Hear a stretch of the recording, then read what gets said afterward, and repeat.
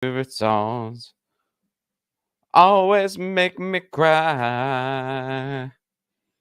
Am I losing my sanity? What's up, everybody? Let me just wait for everything to officially load on here and we will begin. You guys know me. I need to see it. All right. YouTube's up. YouTube's up. Where's Rockfin? Rockfin, Rockfin's up. Oh, how about those apples? And of course, Twitter is up too.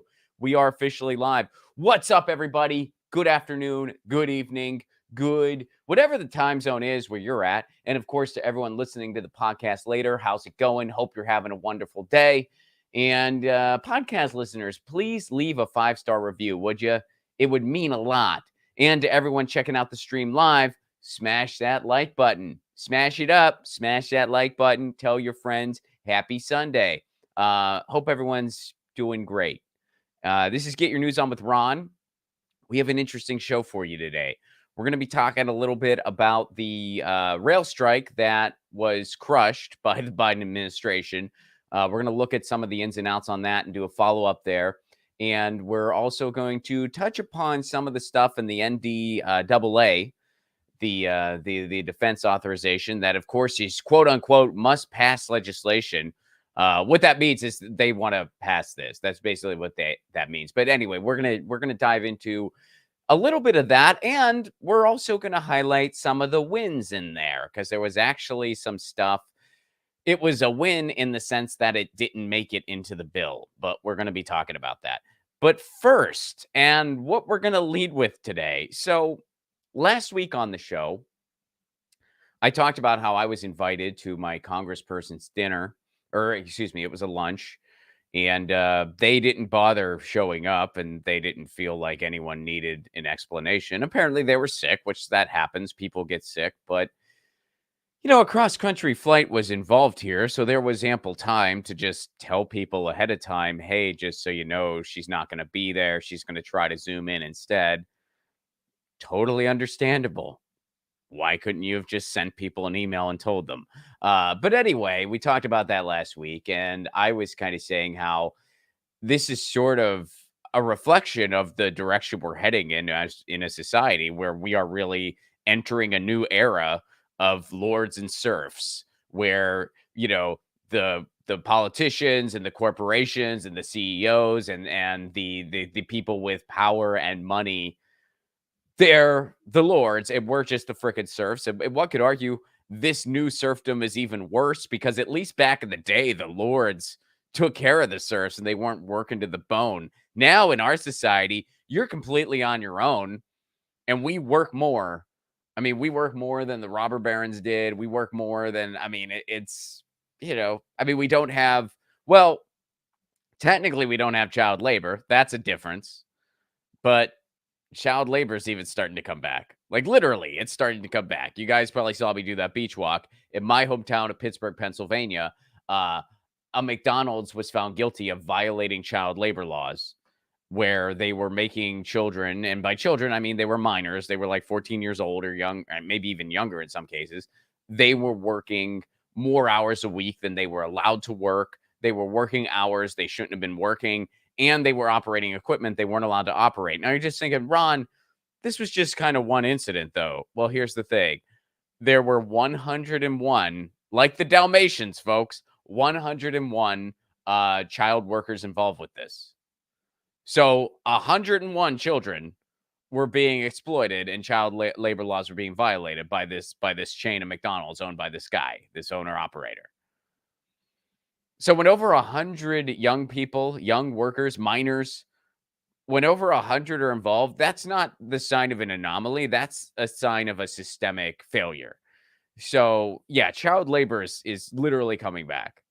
And I've said on this show before, we're probably going to see child labor come back before we see living wages. Looks like that's happening. So sleep tight, I guess. I don't know. But anyway, going on that whole lords and serfs thing, this is, again, something a little pertinent to Los Angeles, but it's been breaking news over the weekend. It made national headlines. You may have already even heard about it. But apparently, if you want a job where you get to collect $250,000 a year to stay home and do nothing, And then when you do finally show up to something in the public, you physically assault somebody and completely get away with it while still getting paid $250,000 to sit at home. That job exists. You just need to apparently get on the Los Angeles City Council.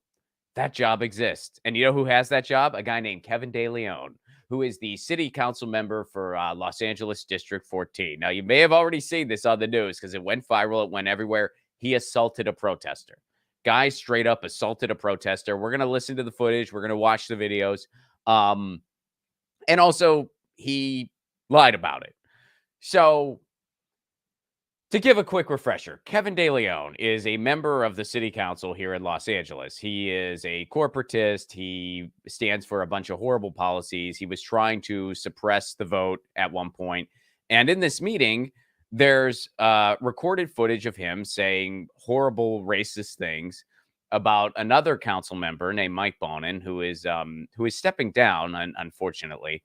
But because Mike Bonin was one of the few, relatively progressive members of the city council, although we elected a few more, but we're also losing one. So, but I won't get too in the weeds on like all the anatomy of the city council. But Kevin De Leon said some horrible things about Mike Bonin's adopted child, who is black. And he wasn't alone, Kevin De Leon. There were other people in this meeting. Nuri Martinez was another one. She has stepped down. Kevin De Leon will not step down. He won't do it. People are calling for him to resign. And protesters have shown up to every city council meeting demanding he resign. And he just won't do it. Why? Because he wants his freaking salary. He wants to get $250,000 a year. And they're not doing anything to make this guy resign. The entire council basically censured him, which they're basically saying, we have no confidence in your ability to do this job. Joe Biden, for crying out loud, the president of the United States, said this guy needs to resign. He still won't do it. He still won't, like literally one of the most powerful people in the world who's in the same field as you. It'd be one thing. I mean, if Joe Biden told like someone who's, a comedian who streams from their bedroom to resign, I'd be like, screw you, Joe Biden. But you're in politics. You respect the office. And the most powerful, like the president says, you got to resign. And he still won't frickin' resign. And by the way, I agree with Joe Biden for once. And it doesn't happen often, but I agree with Joe Biden in this case. He does need to resign. I'm sure Joe Biden just did it for political points. But whatever. I'll take the I'll take the energy, you know what I mean? I'll take that feather where it's like, dude, even the president's telling you to resign. And Kevin De Leon literally won't resign. And this has been going on for months. And Kevin De Leon, he's been completely inaccessible. He's not talking to the press. What little press he has talked to, they're like, are you going to resign? And he said no. So that gets you up to speed if you're not familiar with this. So over the weekend, he showed up to an event that was a toy drive for children. And it was basically just a holiday event, a public holiday event. And he showed up. So because he showed up, of course, protesters were there too. And this happened. This is the first video. We're going to walk you through this. This is the first video that happened, that surfaced. And this surfaced, I think, like early Saturday. I believe the event was on Friday night. So here is the event. And that's from December 9th. So yeah, the event itself happened on Friday. So this is literally from Friday night. This dropped Friday night. It started going viral, the next day around Saturday. Because, not a ton of people are on Twitter on Friday night. But come Saturday morning, you'll get more. So this is from Roots Action. Here's what the tweet says. Right now, disgraced Los Angeles City Council member Kevin De Leon just assaulted local organizer Jason Reedy. Kevin De Leon is out here assaulting people again. He was caught on those racist anti-black leaked tapes, and now he's assaulting black folks. Enough is enough. Okay, so here's the initial video that was leaked. Now, this is in slow motion. So that's Kevin De Leon, the guy in the Santa hat, which it's ironic he has a Santa hat on. Here's Kevin De Leon, and this is him on top of that guy. All right, so he has the guy by the neck. He's tackling him, and he's shoving him. So this is the first video that dropped. Now, Kevin De Leon said that this guy initiated it, that this guy headbutted Kevin De Leon, and Kevin De Leon was defending himself. That's what Kevin De Leon started claiming. Kevin De Leon still claims this. Now, why do you say still, Ron? Well, because more video surfaced. Now, first of all, Kevin De Leon's story off the bat doesn't seem all that plausible. It's like, okay, so there were a bunch of people. Like, keep in mind, a lot of those people there, they were on Kevin De Leon's side. They were trying to make sure this guy didn't get close to him. These were like Kevin De Leon's staffers and stuff. So they have Kevin De Leon's back. You want to tell me this guy got up to Kevin De Leon, headbutted him, and instead of being, thrown off by a headbutt and people going to Kevin De Leon to see if he's okay, Kevin De Leon immediately was just on the offensive and had this guy in a position where Kevin De Leon had the upper hand. I mean, you saw in that video there. Here, I mean, we can kind of go through it again. Look, you can look at this image. Kevin De Leon has the upper hand here. Now, that doesn't look like a guy who would have taken a headbutt. So his story right away seemed a little strange, where it's like, dude, that probably isn't what happened. But folks, there's more. More video surfaced that confirms that that's not what happened. So here's another video that surfaced a little later. You ready for this? Here's the extended video. All right, so here, we'll start at the beginning. Hold on. All right, so there's Kevin De Leon in the Santa hat. Let me turn the volume up. All right. So there's the protester. The guy with the camera. The guy with the camera is the protester. He's calling on him to resign. That's a guy named Jason Reedy, who is a well-known activist and protester in the Los Angeles area. There's people in between Reedy and Kevin De Leon. Kevin De Leon's the goofball in the Santa hat, who's going to assault Jason Reedy. I mean, just watch the whole thing.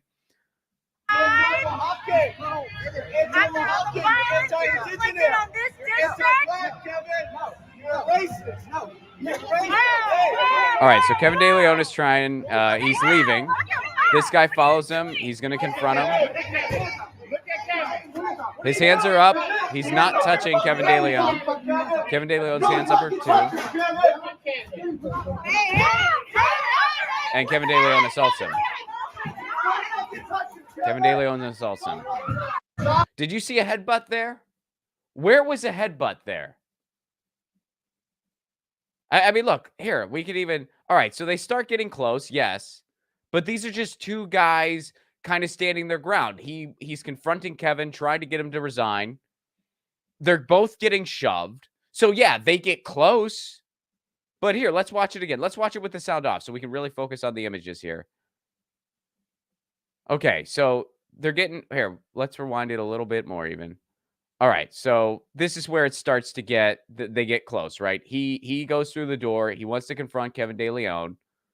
They're both getting shoved. They're in each other's face. Neither one of them are touching the other. He's getting shoved. So they have close contact, yeah. So some people who are defending Kevin De Leon here, they say like, well, technically there was a headbutt. So we just watched that footage. I'll say this. If you think that is a headbutt, you have never seen a headbutt before, or you believe that this gentleman, Jason Reedy, is the absolute worst at headbutting someone in the history of ever. There is no way in hell that is a headbutt attempt. I'm sorry. The last time I was in a fight was in the 6th grade. Last time. I'm not a fighter. I was in a fight in the 6th grade. That's the last time I was in a fight. And I hope my next fight is never. Really, it's not my thing. Not my thing. But even if I was ever in a situation where I had to headbutt somebody, I would not have done that. You know why? Because that guy's not trying to headbutt anybody. Those are two people getting close to each other, confronting each other. They're both getting shoved. And yeah, they got kind of close.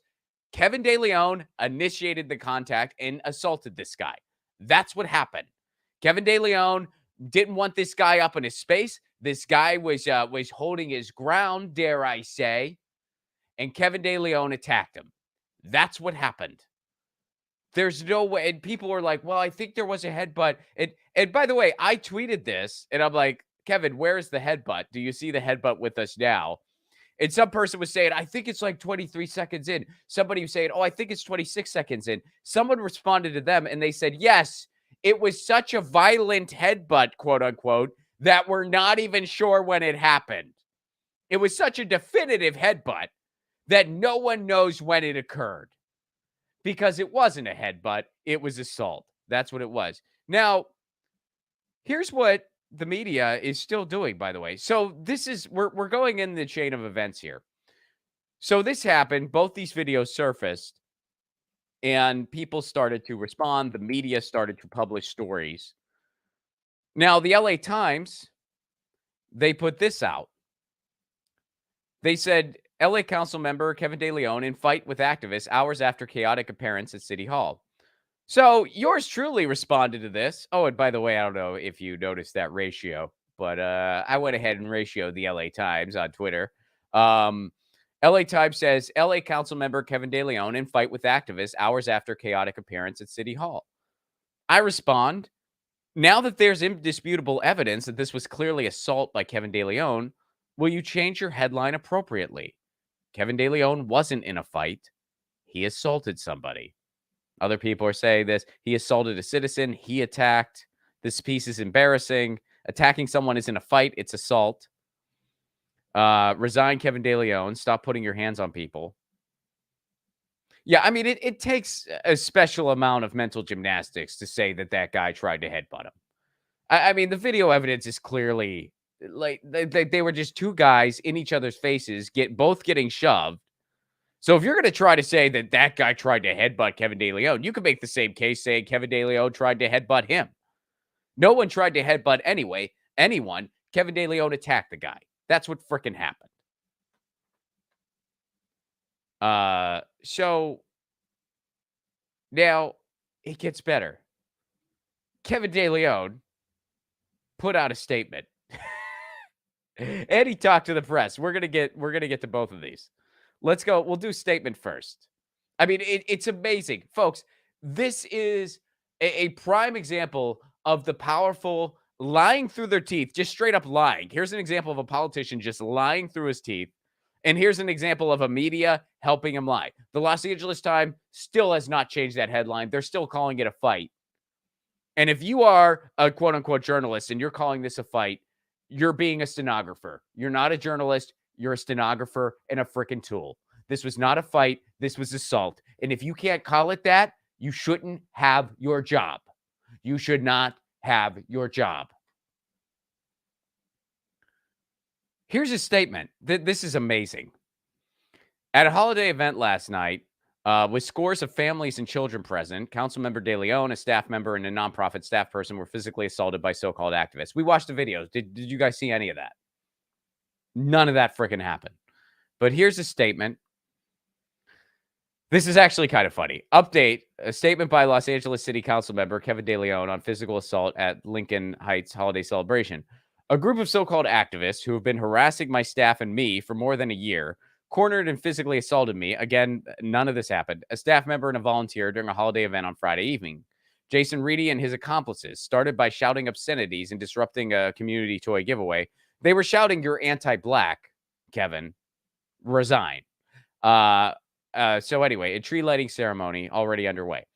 This is Kevin De Leon talking, I decided to try to exit the event to draw the disruptors away from the attending families and children. Yeah, everyone hates you so much, you have to leave an event so that it can continue. And you still won't resign because you're that freaking greedy. All right, so he's saying that Reedy and all others had blocked all available exits, even though you clearly saw him walking to an exit. Once we were able to push open a door and try to get out, this gets good. Reedy launched a pelvic thrust. He walked through a door. We watched the freaking video.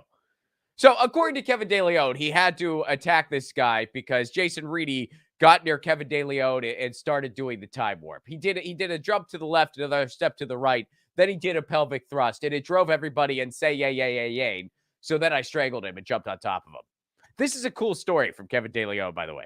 followed by a headbutt. Again, if you think that's a freaking headbutt, you have a hell of an imagination. My response in defense of myself was to push him off of me.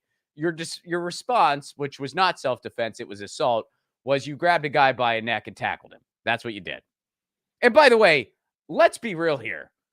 That Jason Reedy guy, I mean, I don't know if Jason Reedy has ever been in a fight before. I have no clue.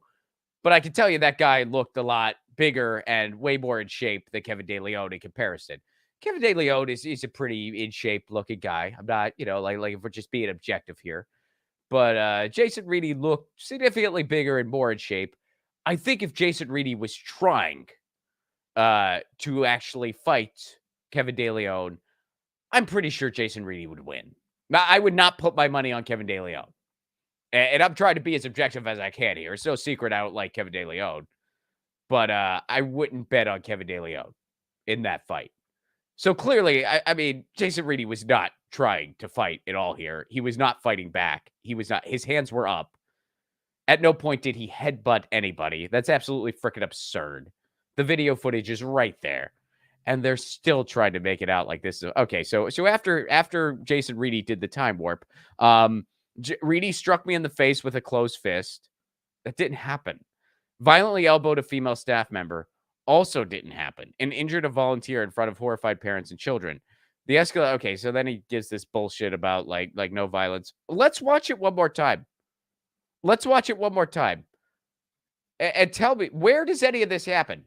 Where does any of this happen? All right, so violently elbowed a female staff member, injured a volunteer, punched him with a closed fist. I mean, if anyone got injured, it was because there was a bunch of shoving going on. That's not the fault of Jason. But let's go ahead. We'll watch it with the sound off, and we'll just watch the whole thing. Or no, you know what? Screw it. We'll put the sound on. Why not? Okay. So, because apparently there's obscenities. Let's hear the obscenities.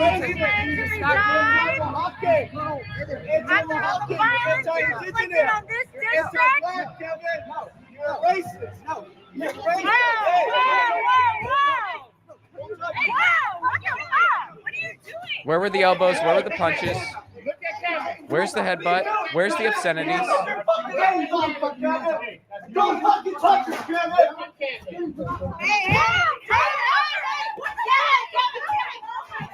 Get him, Kevin. Someone yell. Did you guys hear that? Did you guys? Here, wait. Let's. Did I hear that right? Here, hold on. Let's go to.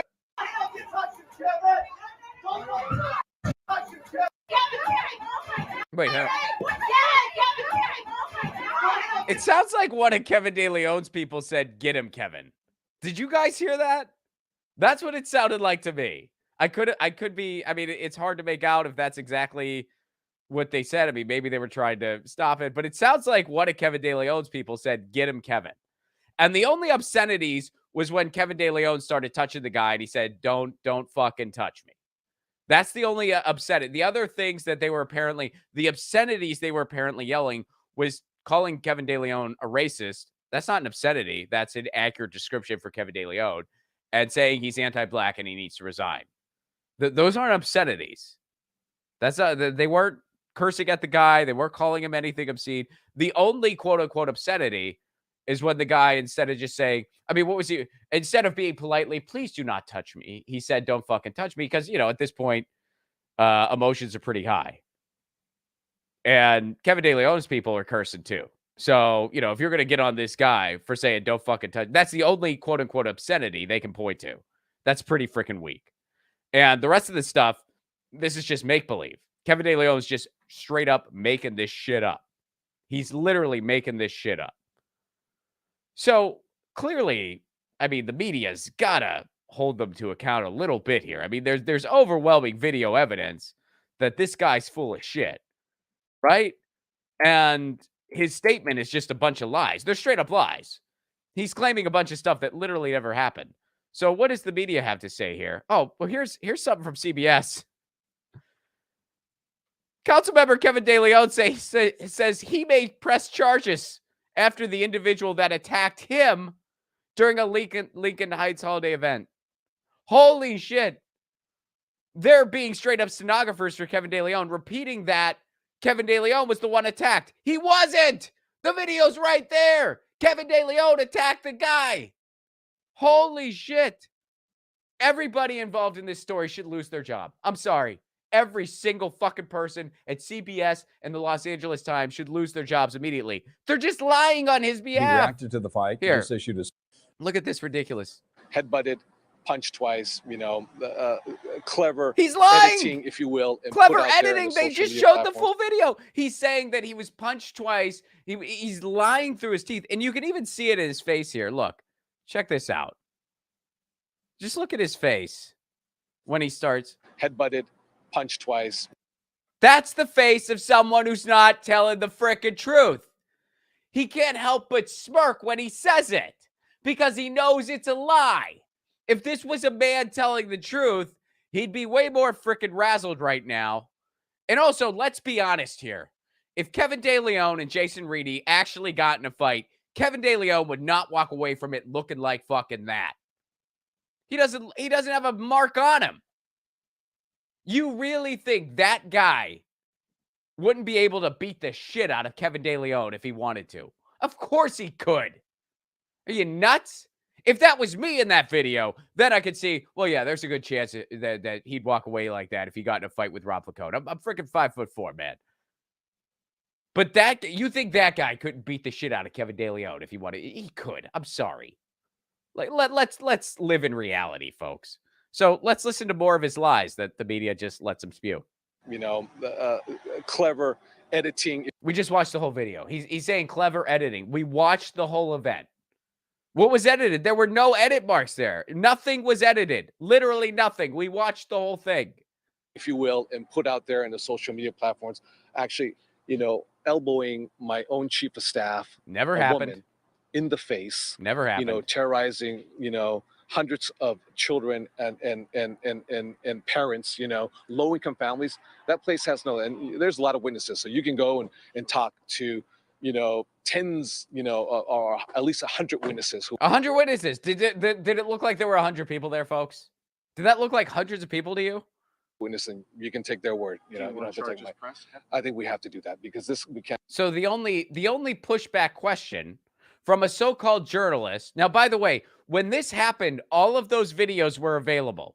So any journalist who's doing their job would have been able to point to like those videos and be like, gee, in the video, I don't see any of the things you're talking about. Can you point it out to me? They could play the video for him. Tell me where this guy headbutted you. Where did someone get elbowed? It's not clear at all where that happened, Kevin. So where did it happen? They could have followed up that way. Because, by the way, and you might be thinking, well, Ron, you don't like Kevin De Leon. No, I don't. But you know what? It's not being biased if somebody claims that something happened that clearly there's no video evidence corroborating it. The objective thing to do here, you want to talk about objective journalism. The objective thing to do here would ask Kevin De Leon, where did this stuff happen? Point it out in the video, Kevin. Point out when he started doing the time warp with the pelvic thrust. Point out the punches. Point out that, oh, it was deceptively edited. How? What else transpired during this event? If this guy punched you before the cameras were on, which he's not claiming, by the way, but why were you just walking casually? This is just a web of lies. And the reporter in this case, their follow-up question, are you going to press charges? That's their follow-up question. All these videos were available. Their follow-up question, are you going to press charges? I don't even know who that reporter is. I do know he should not have his job. He deserves to lose his job. It is really criminal that these people are allowed in the press. It's absolutely criminal. Here, let's watch it again. Witnessing, you can take their word. You don't have to take I think we have to do that. Are you going to press charges? We can't continue this. And he says, I think we have to do that. Holy shit. Lords and peasants, folks. Those are the lords, the corporate media and their mouthpieces, the people who are willing to be their mouthpieces, which that's what you saw there. You saw a willing mouthpiece there. His only follow-up question, are you going to press charges? Holy shit. Now, here's another more recent thing from CBS News. Here's another more recent piece that they did. Let's check this out. Even with all this evidence, here's how they report it. Check this out. Here's how they still report it. They're not going to stop reporting it this way.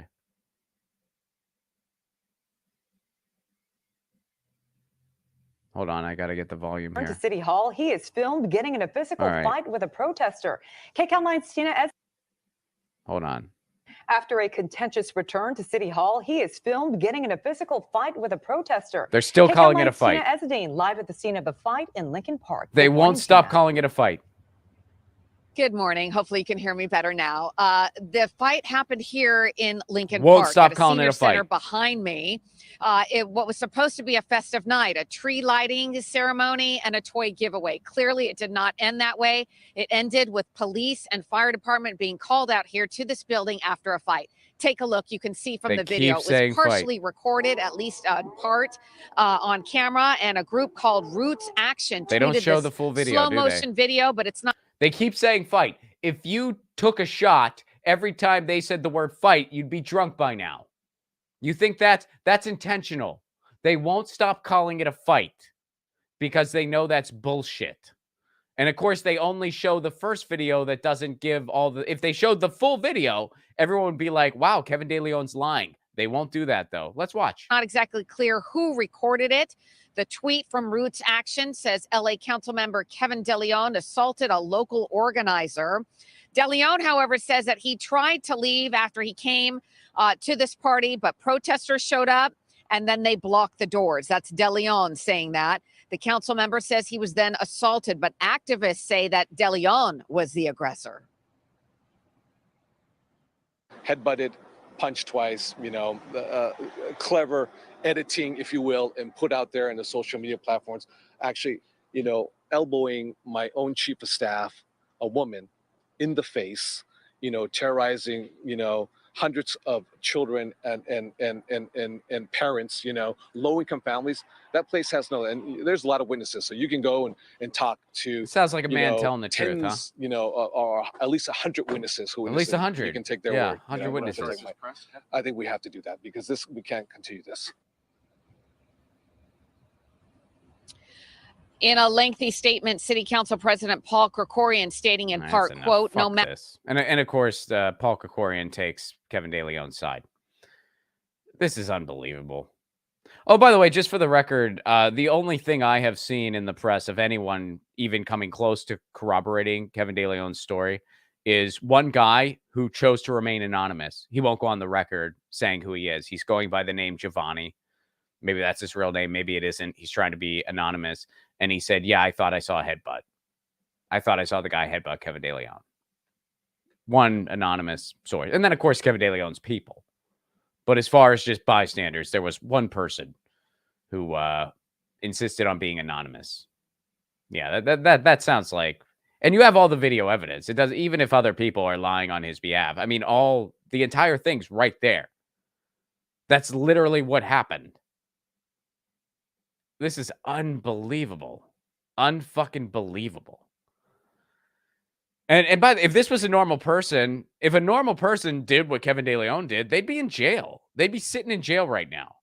This guy is not only facing no consequences, he might press charges against the person he assaulted and is still collecting $250,000 to sit at home. This is unbelievable. This is the world we're living in. There are zero consequences for the powerful. And if you are among the political elite, you are among the most powerful in this country, and you are above the peons, and you act like it. You act like you're above the peons. And yeah, there's some people in local government who are doing some great things, sure. But there's still this sort of air of it's them and us. And when you have a system this way, you get more Kevin De Leons. This is a system that is kind to the Kevin De Leons of the world, and it's unkind to people who actually get into local politics for the right reasons, or get in politics at all for the right reason. Keep in mind, Kevin De Leon's a total opportunist. He ran for Senate, and he fooled a bunch of people. A bunch of people said Kevin De Leon was a good progressive option. Now, some of us, politely raised his hand, said this guy's a fucking fake. And we were shit on for that. So And by the way, I'm not trying. If you were fooled by Kevin De Leon in the past, by all means, update your take on the guy. It's okay. I'm not saying like, oh, you were fooled. Like, dude, I was fooled by Tulsi Gabbard, and I talk about it. And by the way, I never voted for Tulsi Gabbard even. You know, so people out there, they voted for Kevin De Leon. I never voted for Kevin De Leon. I never voted for Tulsi Gabbard. But I once thought very highly of Tulsi Gabbard and thought that she was something she wasn't. So I've been saying otherwise. And I say, yeah, I got that one wrong. I was duped. So for those of you who thought Kevin De Leon was some progressive champion, it's okay to say, yeah, I was duped. I was duped by this guy. We all get duped sometimes, and it really sucks, you know? So, man, what a world we live in. What a world we live in. So let's go over to the rail strike for a little bit here. So we've been covering the rail strike a lot on this show. And I also covered it a lot over on Status Coup, and I interviewed some people over there. I interviewed Gabe Christensen, who is a member of Smart Nevada and is a rail worker. And we were kind of wondering, was there going to be a wildcat strike on December 9th? There was not one. And look, I mean, basically, well, here's what happened. So basically, Joe Biden enacted an act that gives him the ability to crush the railroad strike. And if the railroad workers were to strike anyway, it would technically be against the law. So he really twisted their arm frickin' big time. Did I want to see them strike anyway? Of course I did. And I think they need to. But when I say these things, just to make it abundantly clear, I'm not blaming the workers or wagging my fingers at the workers. I'm wagging my finger at the system. I'm wagging my finger at the Biden administration, at the politicians, at the corporate elite, at the railroad barons, not the workers. It sucks they're in the situation that they're in. And if you find yourself blaming the workers, you're freaking wrong. All right? You're wrong. Because I've seen some of that. You're wrong. And you're hurting the cause big time when you do that, just so you know. All right, let's close out of this thing. What's next for railroad workers after Congress quashed their impending strike? This is by the Atlanta Civic Circle. So the rank and file railroad workers' labor dispute with first the railroads and now their own unions, Congress and the Biden administration, is commonly understood as a fight to gain paid sick days. Workers say the real issue is chronic understaffing. Yeah, keep in mind, sick days was just one piece of what they wanted. They wanted a better work-life balance. They wanted to be better staffed. They wanted a better process when they needed freaking time off. They didn't want to be on call indefinitely. They didn't want to work 80 plus hours a week. They didn't want to be on their own for their own meals when they're stuck somewhere. But Congress passed, so here's what happened. Congress passed a resolution on December 2nd, binding the workers to the tentative contract agreement. Now, this contract agreement, 8 of the unions were for it, 4 of them weren't. The 4 that weren't were the biggest unions, though. So most workers were against this thing. And even in the unions that said they were okay with it, a ton of workers within those unions still weren't for it. It's just the leader said, yeah, we're cool with it. So there was not much support for these contracts. Congress wanted to force them to accept it anyway. And then what they did was they decoupled the sick days from forcing them. So they had one bill that crushed the strike, another bill that gave them sick days. Crushing the strike passed, the sick days didn't. A bunch of people in Congress and the Senate were like, we support the sick days, but not one of them had the gall to call on President Biden to veto the bill without the sick days. Not freaking one of them. So if you voted to crush the strike, but voted for the sick days, you're a freaking liar and a fraud because you voted to crush the strike. If you voted against crushing the strike, but for the sick days, you did the right thing. And I know there's a bunch of cosplaying Republicans who knew it was going to go through. So they cosplayed to make it look like they're for the working class. So you had to listen to a bunch of edgelord contrarians on Twitter go, Republicans are pro-union. Really? A bunch of them voted to crush the strike. And then some of them voted for sick days. Some of them voted the right way. Some of them voted against crushing the strike and for the sick days. It was a cool cosplay. And if you're fooled by that, hey, there's a sucker born every day. If you're out there celebrating Josh Hawley, why aren't you celebrating Bernie Sanders? He voted the same way. Why aren't you celebrating John Hickenlooper? He voted the same way. Why is it just Josh Hawley? Because you don't actually think any of these politicians stand for the people. You just want to appear like a contrarian edgelord on Twitter and get some eyeballs on your bullshit. So anyway, Congress passed a resolution on December 2nd, binding the workers to the tentative contract agreement in an attempt to avert the first national rail strike in decades. Congress was able to do that under a proviso in the 1926 Railway Labor Act, which governs labor disputes for railroad and airline workers instead of the more labor-friendly National Labor Relations Act enacted in 1935. Say that 5 times fast. So Joe Biden, when it comes to acts that he can enact to crush workers, like the Railroad Labor Act of 1926, he knows how to do that. When it comes to an act that would give him the ability to give everyone health care and enact a national universal health care system, i.e. Medicare for all, which he has the power to do that under the Social Security Act, he can't do that.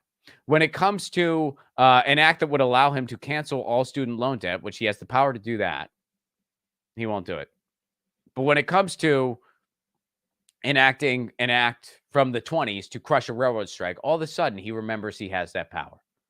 Isn't that interesting? When it comes to crushing a strike, Joe Biden remembers the power that he has as president of the United States. Cancel his student loan debt. He's not sure he can do that. He doesn't know if he has. Gee shucks. He'd like to do that, but he's not sure if he has that power.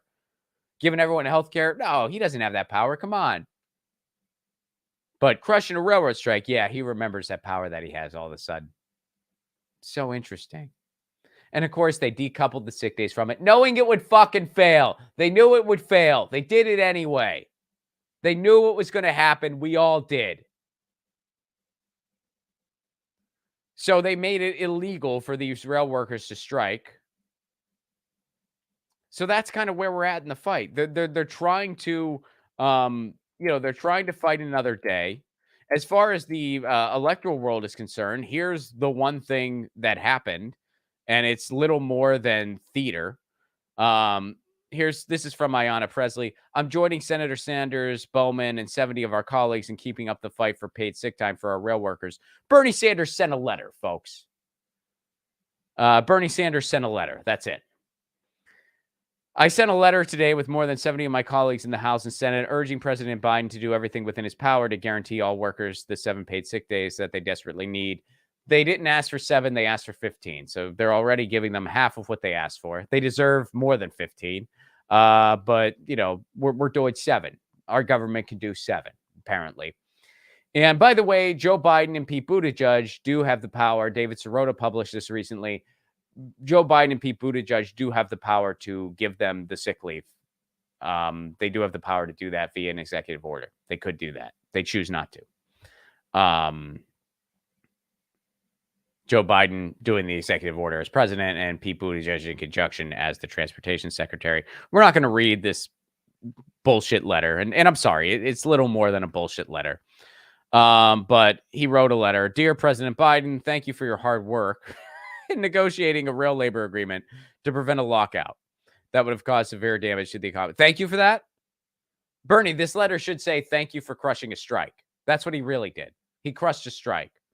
He didn't negotiate a contract. This was a contract that labor didn't want to accept. And you all know this. So right away, this letter is just completely off. The American people are sick and tired of blah, blah, blah, guaranteeing 7 paid sick days. As president, you and your administration have a number of tools at your disposal to make sure the rail workers have guaranteed sick leave. For example, in 2015, Obama signed an executive order establishing paid sick leave. So he could do this via an executive order.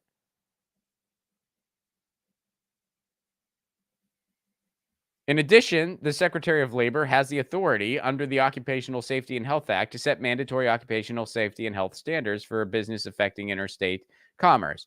We can think of a few things. All right, so, there's one more thing. Moreover, under the Federal Railroad Safety Act, the Secretary of Transportation has a duty to promote, so that's where Pete Buttigieg comes in. The Secretary of Transportation has a duty to promote safety in all areas of railroad operations to reduce railroad-related accidents and to reduce deaths, injury, blah, blah, blah. So they named 3 ways Secretary of Labor could do something. Secretary of Transportation could do something. President could do something under an executive order. They pointed to an example Obama did in 2015. They pointed out 3 ways, not 1, not 2, but 3, that the Biden administration could give these workers their sick leave. What the hell was that? Did you guys see that? What the hell was that? Did you see that?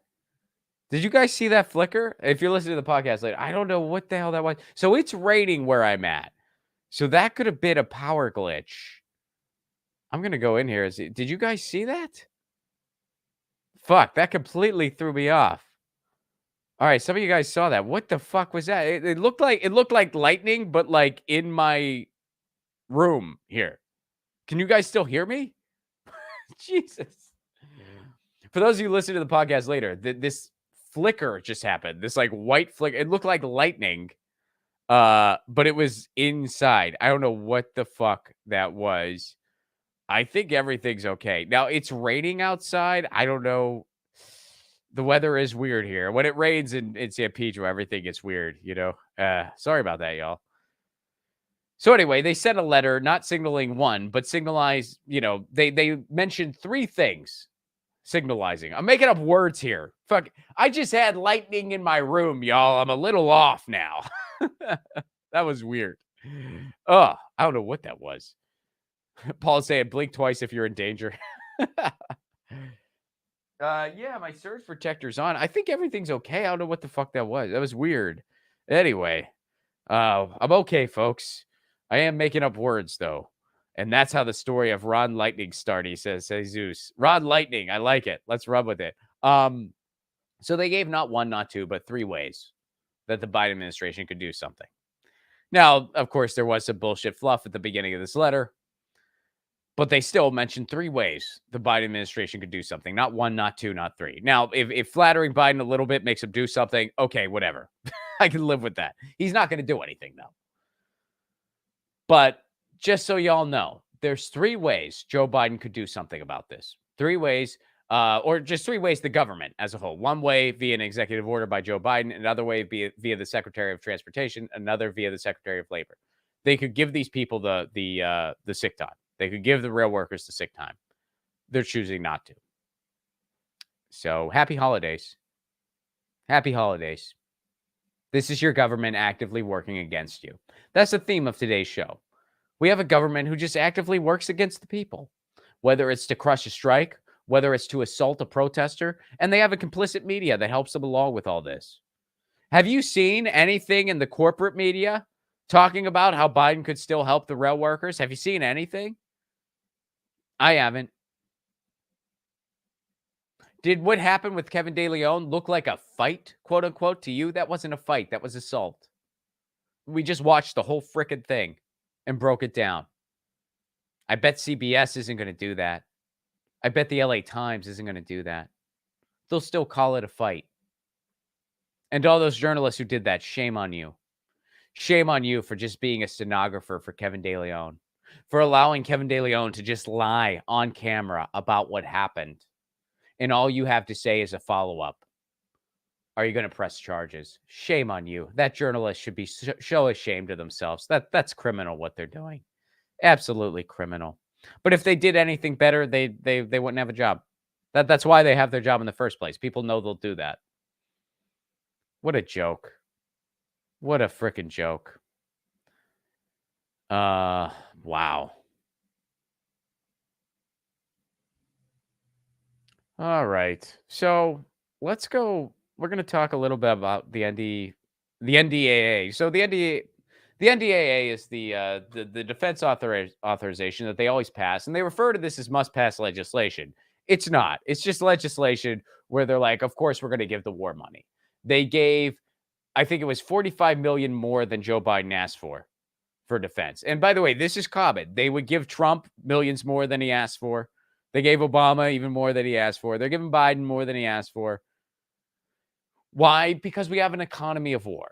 They pad the pockets of the defense industries and the oil and gas companies, and we have a military that pillages the Middle East at the behest of for resources.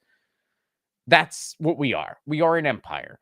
And much like other empires, people who live in the place have a declining quality of life because all of the resources go to pillaging the world instead of at home.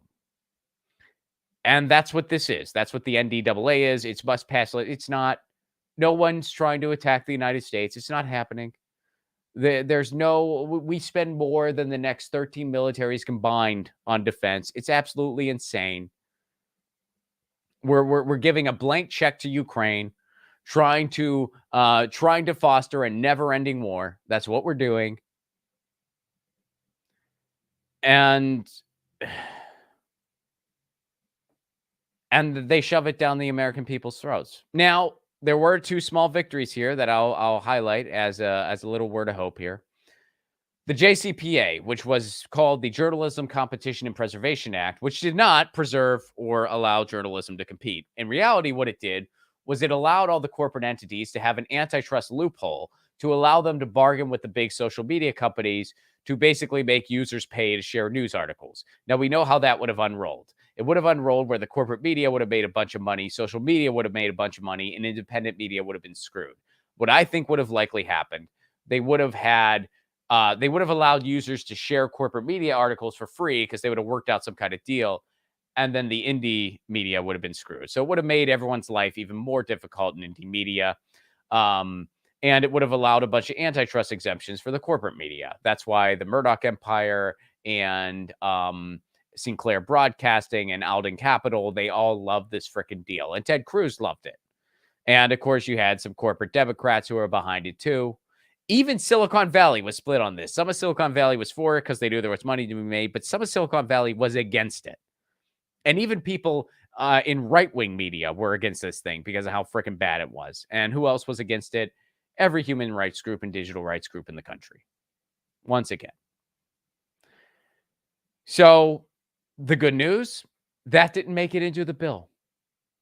That got nixed. There was enough public outcry that it got nixed. So guys, I know sometimes it seems like we're really slamming our head against the wall, but we can win, and we do win. That's a win. What else was a win? Joe Manchin's fast tracking of fossil fuel projects. We talked about that on Status Coup. That didn't make it into the bill. That got nixed. So those 2 things, which would have been 2 disaster things, they got nixed out of the bill. All kinds of bad stuff still made it in that bill. It's still a bad bill, of course. But we had a few victories there.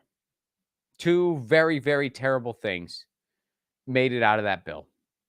Or didn't make it into that bill. Made it out of that bill. That's a weird way to phrase it. And I know it's kind of sad when your wins are just, oh, we stopped something terrible. Instead of we got something good, we stopped something terrible. That's depressing. But we got to start somewhere. And by the way, if you want to get something good, go to BidenPromise.us and demand that they force a vote on the antitrust bills sitting in Congress. Time is running out, folks. They're about to end for the year. But we can still get them to act on this. We can still get them to act. So go to BidenPromise.us, demand that Chuck Schumer bring the antitrust bills to a vote. We already won one. Let's win another one before the year's out. BidenPromise.us. Wouldn't it be great to go out on a win, folks? We need it. BidenPromised.us. Again, BidenPromised.us. Please sign that petition. Folks, got some announcements. So first of all, the patron stream is going to happen right after this. So stay tuned. I'm going to end this stream and start a new one, and we're going to do the patron stream. So stick around. The patron stream goes out to everybody, but the replay is only available on Patreon and Rockfin Premium. I respond to the patrons. It's a more casual chat. Please do have your super chats ready, and we'll chat it up. Next week, next Sunday, is going to be the last show of this year.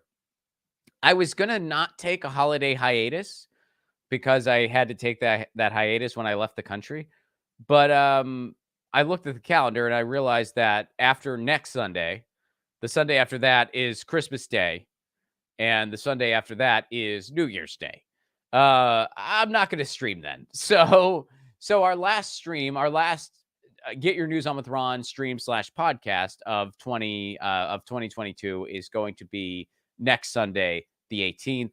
and I'll be making some announcements about 2023 at that time, when I'll be coming back and all that. Sometimes I take a little break to get some other projects done and to just kind of plan out my 2023 and to get my tour dates ready and blah, blah, blah.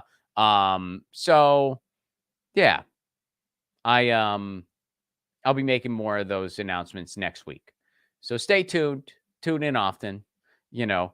Julian, what's up, man? Love you on your own channel, Ron. I appreciate Status Quo and Breaking Points for trying, but we need to stop with the incrementalism. I'm glad you're a voice for the revolution. Thank you for that, Julian. And hey, you know, there's nothing pragmatic about an incremental solution to a catastrophic problem. That's just where we're at. But yeah. So yeah, I'll be making more announcements about that next week.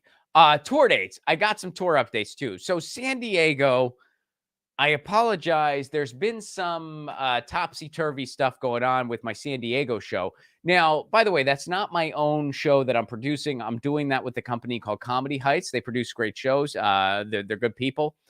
But there's been a little bit. It was going to be a Friday, Saturday. Now they're just doing a Saturday, but I'm still going to come out.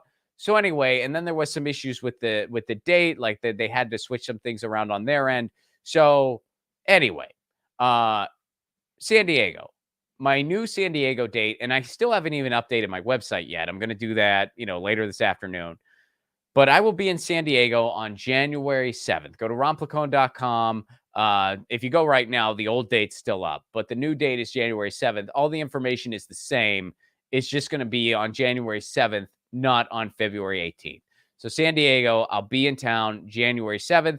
I hate switching dates around, but here's the thing, folks. That show is free. So San Diego, I'm sorry that I had to switch some stuff around, but it is a free show.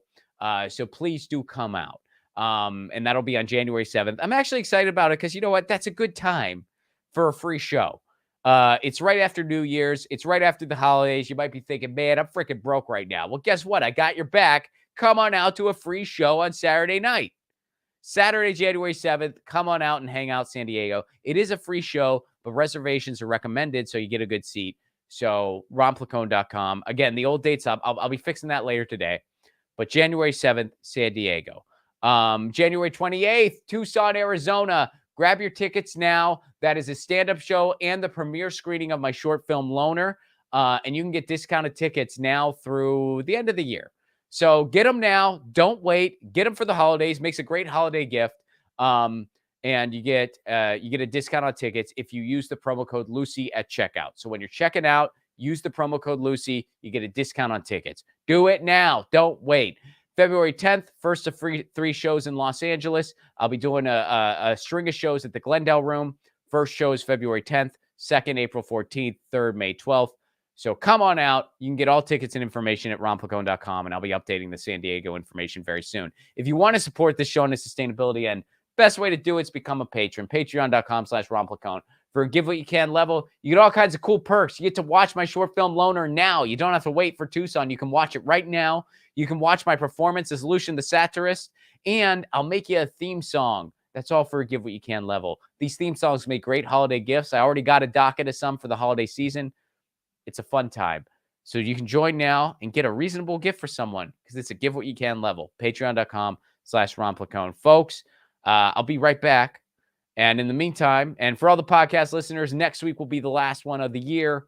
And I'll be making more announcements then. And in the meantime, you know the drill. Lucy, she says meow. I say peace, love, and a general